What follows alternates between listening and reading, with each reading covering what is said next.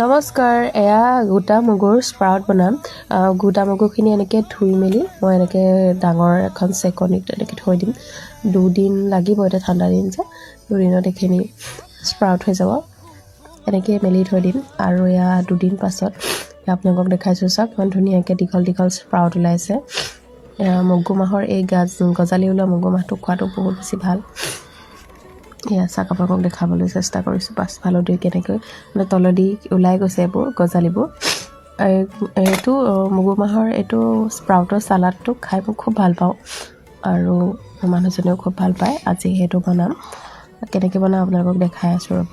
বহুত healthy চালাডৰ recipe হয় আপোনালোকেও খাই চাব আৰু এনেকৈ যেতিয়া চালাড বনাই খোৱা হয় নহয় বিৰাট বেছি টেষ্টি লাগে মানে স্প্ৰাউট খাই বেয়া পোৱা মানুহও ভাল পাব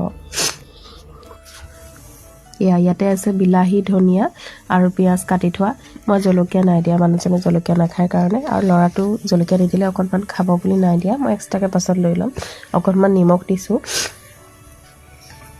আৰু এতিয়া স্প্ৰাউটখিনি দি দিম যিমানখিনি আপোনালোকক দৰকাৰ তেনেকৈ দি ল'ব এতিয়া চামুচখনেৰে সৈতে মিক্স কৰি দিছোঁ